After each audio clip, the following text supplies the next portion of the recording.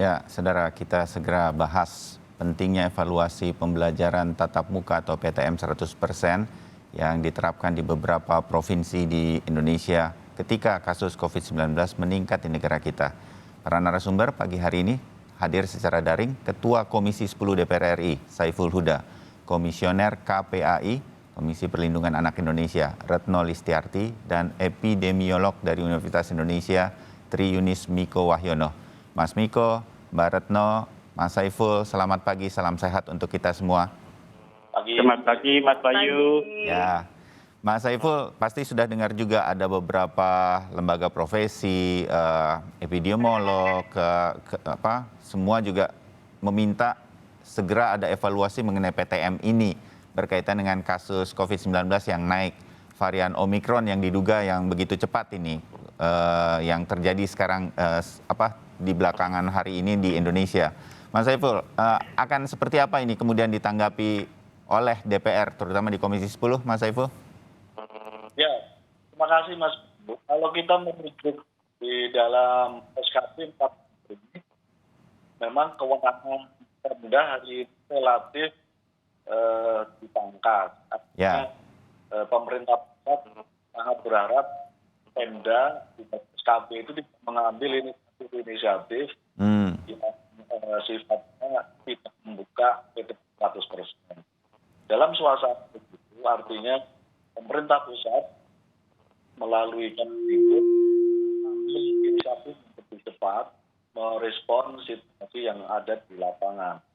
Kalau tidak begitu, Pemda pasti tidak akan berani untuk mengambil inisiatif yang sifatnya regional atau masing-masing. Jadi hari ini karena SKP-nya bunyinya begitu, jadi yang sangat relevan secepatnya Kemdikbud beserta kementerian lain merespon cepat dan mengevaluasi terkait dengan tren kenaikan varian Omikron semakin tinggi, terutama di beberapa daerah termasuk di DKI Jakarta. Ya, oke. Nah, saya ke Mbak Retno sebentar karena kalau Mbak Retno bersama tim KPAI kan juga terus memantau bersama jejaring KPAI di daerah untuk melihat mungkin juga ada kebijakan-kebijakan yang menarik yang dilakukan oleh pemerintah daerah di luar Jakarta begitu berkaitan dengan kasus COVID yang naik ini. Paling tidak bagi saya apa yang menjamin bahwa pemerintah daerah itu bisa bergerak cepat, terus berkoordinasi dengan sekolah-sekolah ketika kemudian ditemukan kasus. Nah, ini terjadi nggak, Mbak Retno, hal-hal semacam ini nih? Apa ya, tekan tombol merahnya tuh kalau ada kasus positif itu sudah bisa kita andalkan belum begitu untuk melindungi anak-anak kita, Mbak Retno? Iya, sepertinya belum ya. Waktu itu juga kan kami meminta supaya pembelajaran tatap muka yang 100% ini dievaluasi itu sejak awal ya. Jadi waktu 3 Januari DKI misalnya mulai membuka, tanggal 4 kan PPKM-nya naik dari level 1 ke 2. Pada saat itu kami juga mulai masuk ke sekolah-sekolah di DKI misalnya. Lalu memang kita itu untuk Jawa Barat waktu itu kan juga akan buka, tapi ternyata mereka memundurkan. Lalu Solo yang rencananya buka pun ternyata hanya diuji coba pada kelas 9. Nah, memang kebijakannya ini berbeda-beda gitu. Dan sebenarnya DKI juga nggak bisa disalahkan juga ya kalau dia bilang pakai SKB gitu. Karena memang ketentuannya berpatokan pada SKB. Dan SKB ini menurut saya yang terlalu longgar gitu. Jadi itu yang mengakibat tidak jelas juga Mas Bayu. Misalnya kata begini, jika berada di PPKM level 2 ya, lalu apa yang harus dilakukan? Itu cuma bilang begini, PTM atau garis miring PJJ. Artinya kan tidak jelas, tidak tegas. Mau PTM mau PJJ ya terserah akhirnya pemerintah daerah. Jadi ketika kasus naik pun ya mereka tetap buka dengan dalih bahwa tadi misalnya pernyataan vaksin sudah dan lain-lain, padahal vaksin anak kan untuk TK sama SD belum, waktu itu belum mencapai angka sebagaimana disebutkan. Misalnya wakil gubernur menyatakan bahwa sudah vaksin kami sudah 98%, itu kan SMP dan SMA. Usia 12 sampai 17, tapi usia 6 sampai 11 tahun itu baru divaksin 1 kali. Angkanya pun baru di kisaran 58% gitu. Artinya kalau bicara itu harusnya pada SKB juga ini nggak boleh buka dong. TK maupun SD. Nah, tapi ternyata kan buka semua. Nah, kemudian yang kedua ketika kami mendatangi misalnya beberapa sekolah ya, sebenarnya kita udah masuk yang di Jawa Barat dan di DKI Jakarta gitu. Dan itu ternyata jaga jarak nggak bisa begitu 100%. Jadi nggak ada deh 50 cm aja, nggak ada sebenarnya jaraknya gitu. Jadi 3M yang dimaksud memang betul. Ya, apalagi DKI itu siap sekali secara SOP, infrastruktur, dan kami juga melihat dengan mata kepala sendiri semua taat. Anak-anak tuh nggak ada bahkan yang nyentuh maskernya. Mereka betul-betul taat gitu. Yeah. Nah, tetapi ketika bicara pakai masker iya, cuci tangan juga iya, tapi begitu bicara jaga jarak tidak terjadi. Nah, pada saat itu kami sudah meminta ini jangan, jadi kita sudah rekomendasikan ke beberapa daerah juga yang kami sudah pantau dengan KPAD juga, mohon tidak membuka 100%. Jadi kami minta dievaluasi agar terjadi jaga jarak 50% aja. Paling enggak sampai Maret lah gitu ya, jangan sampai ini meledak kasusnya. Itu sih Mas, karena bagi kami yang utama memang keselamatan anak-anak. Betul, itu concern saya juga sebagai orang tua ketika melepas anak-anak ke sekolah begitu. Mbak Retno, saya garis bawahi ada usulan jangan 100%, 50% saja. Melihat kasus COVID yang sekarang naik dan juga nggak bisa semua sekolah kemudian menerapkan jaga jarak ketika sudah di dalam kelas. Pernah kita bahas dan mudah-mudahan ini menjadi perhatian begitu.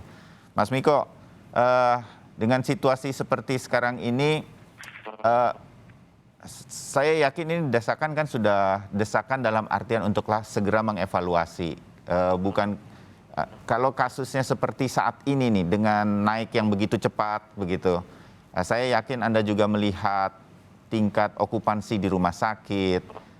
Kasus ini tercatat Pak Prof Yoga kemarin juga mengatakan jangan salah ya, anak-anak itu long COVID-nya bisa juga panjang walaupun gejalanya ringan. Ini kan jadi perhatian kita. Apa yang kemudian menurut Mas Miko harus menjadi perhatian lagi dari semua stakeholder pendidikan kita untuk segera nih, ini sudah kita warning nih. Tentu anak-anak ada sedihnya lagi, mereka belum bisa ketemu teman-temannya lagi. Tapi kan situasinya sudah kita coba dan kebetulan ada kasus yang naik. Mas Miko, apalagi yang membuat kita harus evaluasi dan action begitu untuk kebaikan anak-anak kita? Ya baik, jadi harusnya pembatasan sosial harus dilakukan pada saat yang tepat. Jadi pada saat kenaikan kasus COVID itu menjadi 2 kali lipat ya. Sekarang kenaikannya hampir 2 kali lipat begitu. Jadi menurut saya Pak SKB 4 Menteri saatnya lah untuk dievaluasi. Jangan level 1 dan level 2 itu sama kegiatannya. Kedua, PPKM berlevel juga saatnya lah dievaluasi. Karena kita berhadapan dengan musuh yang berbeda. Musuh yang kecepatannya luar biasa, 3 kali lipat dari Delta. Dan menurut saya pemerintah Indonesia harus siap-siap. Pertama, siap-siap deteksinya. Menurut saya semua daerah, semua provinsi tidak punya, bahkan kemampuan periksa labnya untuk Omikron itu terbatas. Kalau menurut saya sekarang ada kan pemeriksaan untuk PCR untuk Omikron 19. Karena kecepatan penularannya berbeda, maka kemudian Omikron akan lebih dominan dibanding Delta. Dan menurut saya intervensinya juga akan berbeda. Karena Delta itu Omikron itu 3 kali lipat dari Delta begitu. Jadi menurut saya pembatasan sosialnya harus luar biasa. Bukan biasa-biasa saja, Mas. Begitu. Ya, sebelum kita terlambat kan begitu ya, Mas Miko? Betul. Ya, nah Mas Saiful, kolega Komisi 10 untuk ini kan adalah Kementerian Pendidikan Kebudayaan dan Ristek begitu. Akan segera nggak ada bayangan saya ini, saya kepinginnya gitu kalau boleh Komisi 10 segera rapat dadakan nih di luar jadwal mengenai evaluasi PTM ini. Apakah bisa dilakukan? Karena begini nih, saya melihatnya kan gini, SKB 4 Menteri menjadi alasan beberapa daerah untuk kemudian tetap aja nggak apa-apa. Saya mengambil contoh DKI Jakarta karena kebetulan datanya paling dekat dengan kita begitu dan paling disoroti oleh media. Padahal mungkin daerah-daerah lain juga melakukan hal yang sama dengan DKI. Artinya gini, kasus COVID-nya naik, kita semua tahu di seluruh Indonesia. PTM-nya tetap dijalankan karena berdasarkan SKB, daerah tersebut masih boleh membuka sekolah begitu. Padahal faktanya, sebutlah Jakarta, 90 sekolah sampai kemarin itu sudah harus ditutup dulu gitu. Menurut saya ini warning untuk segera melakukan evaluasi. Betul ada SKB 4 Menteri, betul PPKM-nya masih level 2, tapi ya itu kan syaratnya gitu. Daerah lain saya melihat boleh kok berhati-hati walaupun SKB-nya membolehkan, SKB 4 Menterinya membolehkan, PPKM-nya level 2, tapi mereka lebih berhati-hati. Kok saya lebih kepengen yang berhati-hati gitu ya Mas Saiful? Nah, untuk anak-anak nih soalnya. Nah, bisa nggak sih kita ke arahnya ke sana begitu sehingga anak-anak kita tetap terjaga dalam rangka menjaga mereka. Kalau bisa nggak terpapar, alhamdulillah kan begitu bayangan saya. Mas Saiful. Seminggu ke belakang kita sudah mengadakan tak dengan pihak Kemendikbud. Oh. Tapi temanya dalam hal pelaksanaan mandat di dalam Raker, Mas Bayu, kita sampaikan. Yeah. Kemendikbud kita minta untuk melakukan evaluasi kalau jika dilakukan Omikron ini semakin tinggi. Dan langkah antisipasi sudah kami dorong kepada Kemendikbud. Artinya dengan mandat dari hasil Raker itu, Kemendikbud bisa konsolidasikan 4 kementerian ini. Nah, melalui forum dialog ini kita sampaikan, mengingatkan kembali Kemendikbud bahwa tren semakin tinggi di DKI semakin relevan untuk dilakukan evaluasi. Nah, waktu itu sebagai sampaikan Bu Retno, kami bayangkan di DKI sudah waktunya untuk diberlakukan PPKM 50% saja. Dan saya kira cukup dalam tempo secepat-cepatnya kan Kemendikbud melakukan revisi dengan pihak 3 kementerian lain. Kalau misalnya hari ini bisa dilakukan sih, bisa juga. Langsung pihak Kemendikbud. Ya. Nah, Mas Saiful, bagaimana kita bisa mendorong pemerintah daerah, provinsi, kabupaten maupun kota untuk bisa bertindak cepat berkaitan dengan hal ini begitu. Kan ini kan kita sifatnya imbauan aja begitu. Adakah sesuatu yang bisa kita lakukan bahwa ini kalau seperti ini harus begini begitu. Nah, semacam itu bagaimana ya? Sekarang kan saya melihatnya sepertinya kebijakan-kebijakan ini diambil langsung aja oleh sekolah. Ada sekolah yang masuknya tadinya sudah setiap hari karena ada yang positif, mereka stop dan sekarang sudah masuk lagi tapi seling-seling Senin, Rabu dan kemudian Jumat gitu. Nah, tapi kan itu sekolah yang melakukan. Tiap sekolah punya kebijakan masing-masing. Tentu disetujui oleh orang tua dalam hal ini POMG. Nah, dengan kasus yang naik, dengan sudah banyak sekolah yang menyatakan tutup dulu karena ada paparan dari warga sekolahnya, baik siswa maupun guru, di mana kemudian sebuah pemerintah daerah itu harus segera mengambil apa jumlah sekolahnya atau apa yang terpapar atau tutup gitu, sehingga kemudian kita bisa punya ukuran gitu loh, Mas Saiful. Nah, itu gimana tuh menjembatani ini sehingga kemudian seragam dan alertnya sama, warningnya sama, Mas Saiful? Di dalam SKB yang terbaru yang menyangkut soal pelaksanaan PTM 100%, memang ruangnya di sekolah, Mas. Pemda memang dalam SKB 4 Menteri yang terakhir dan pelaksanaan PTM 100% ini tidak dikasih kewenangan yang lebih. Ya. Di dalam SOP, di dalam SKB 4 Menteri itu disampaikan bahwa ketika sekolah diketemukan siswa yang terkena COVID, langsung harus diliburkan 15 hari. Ya. Karena itu relatif ini Pemda tidak punya kewenangan yang istimewa, Mas. Karena itu tadi saya sampaikan dalam suasana yang berbunyi begitu, pihak pemerintah pusat yang harus secepatnya ngambil inisiatif Nah, Mas Saiful, saya berbincang langsung nih di Sapa Indonesia Pagi dengan Wali Kota Solo, Mas Gibran. Saya panggil Mas karena masih sangat muda sekali, begitu. Kan SKB-nya sama, level PPKM-nya juga sama dengan DKI, tapi dia mengajak, saya menyebutnya koordinasi dengan sekolah. Wali kota, kotalah yang memutuskan kapan sekolah mulai. Karena dia tahu, oh ini vaksinasinya belum tuntas buat anak-anak di bawah 11 tahun. Ini, saya yang tentukan, kita mulai pelan-pelan.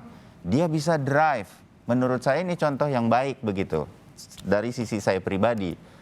Itu maksud saya, pemerintah daerah tidak semata-mata kemudian membiarkan ini sesuai dengan sebuah peraturan, tetapi dia bisa melakukan pengarahan begitu. Sekolah ada yang nggak setuju, diakui itu oleh Pak Wali Kota Solo, tetapi dia mengajak ini semua. Mas Saiful, nah kan ini bisa sebetulnya. Nah, karena itu dalam suasana kalau pemerintah pusat belum mengambil inisiatif, tidak ada masalah pihak pemerintah daerah mengambil prakarsa dalam rangka untuk menyelamatkan warganya.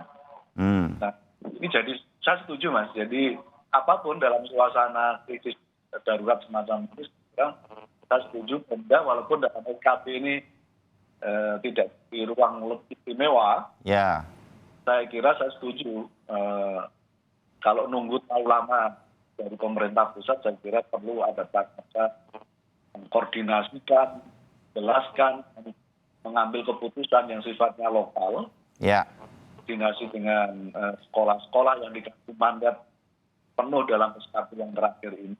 Iya, oke. Nah ini kita daerah ngambil inisiatif dan kita dorong itu Mas, sambil kita tunggu pemerintah pusat. Ya, mudah-mudahan perbincangan kita ini kemudian juga menjadi, saya menyebutnya apa ya, inspirasi atau jadi patokan juga bahwa pemerintah daerah tuh nggak mesti kemudian mengikuti semua mengenai DSKB itu, tapi lihat situasi. Kira-kira begitu sih maksud saya Mas Saiful.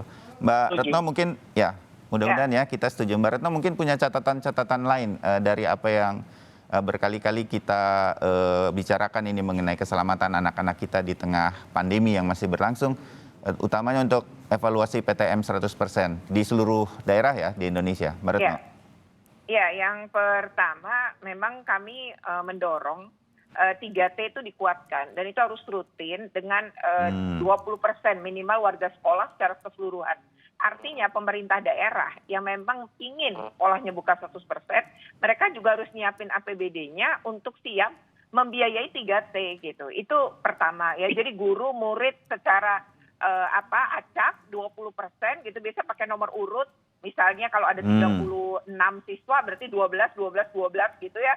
Dan itu setiap bulan dilakukan per 12 tadi. Begitupun guru gitu. Itu pertama ya. Yang kedua adalah soal vaksinasi. Vaksinnya diperkuat ini merata. Karena ternyata kan tidak merata vaksinasi itu. Jadi yang kota-kota besar, kota-kota itu memang terpenuhi, tapi begitu bicara kabupaten, kota kecil itu tidak. Jadi ini penting untuk distribusinya gitu ya, rata gitu. Itu yang belum terjadi juga. Nah, kalau memang pemerintah pusat ingin ada buka sekolah 100% tadi, mestinya ini diperkuat dulu gitu. Jadi pemerintah pusat pun juga mendistribusi percepatan pemerataan dan percepatan vaksinasi. Yang ketiga adalah mohon dievaluasi juga SKB tadi kan tulisannya gini, untuk level 2 itu adalah PTM dan atau PJJ, ini gimana maksudnya? Nah itu tidak ada penjelasan secara rinci sehingga sekolah yang mengambil inisiasi beda-beda. Lalu yang berikutnya kami lihat catatan kenaikan ya. Saya memandang bahwa apa yang terjadi di sekolah itu menggambarkan kondisi masyarakat loh. Jadi kalau anak ini menyebar, ini kan kayak misalnya kita bicara DKI. Jadi 90 itu di seluruh Jakartanya loh, ada di seluruh wilayahnya. Nah berarti terjadi penyebaran kan di mana-mana, dan karena sekolah ini lebih mudah mudah diukur, di tracing, dilihat gitu ya, sehingga memang dia jadinya cepat sekali gitu bahwa itu diketemukan gitu anak-anak yang positif. Bagaimana dengan di masyarakat? Nah terakhir adalah ini buka sekolah bukan cuma urusan dinas pendidikan, tapi urusan dinas-dinas yang lain juga di daerah. Nah karena banyak anak ternyata pulang sekolah nongkrong. Ini gimana peran orang tua, peran masyarakat sekitar, peran Satpol PP-nya gitu ya. Karena dan juga banyak anak ternyata naik motor berboncengan, bertiga, dan nggak pakai masker. Itu kami dapat beberapa foto dari pengaduan masyarakat. Nah, kami berharap ini kerjasama semua pihak. Kalau memang pemerintah daerah tuh nggak siap bekerja sama, ya belum kuat, dievaluasi dong. Bolongnya di mana nih sampai anak-anak kena. Jangan kemudian berdalih bahwa itu klaster keluarga kok, bukan dari sekolah. Iya betul, mungkin tidak dari sekolah. Tapi bahwa anak yang terkonfirmasi lalu tetap masuk sekolah, ini bahaya. Apalagi anak-anak, karena tak ada lagi pilihan PJJ, maka anak-anak SMA itu bilang, nggak enak badan pun masuk. Karena mereka jadinya nanti nggak dapat pembelajaran. Ini kan juga memaksa anak-anak tidak sehat menjadi masuk. Nah ini bahaya gitu. Jadi menurut saya dievaluasi lah. Kalau perkantoran dan lain-lain bisa diubah gitu kebijakannya untuk WFH, ada WFH, ada WFO. Kenapa sih? Sekolah enggak, gitu. Padahal ini anak-anak kita gitu. Itu sih Mas Bayu. Ya, dimengerti. Ini menjadi catatan-catatan kita untuk dalam rangka melakukan evaluasi untuk anak-anak kita.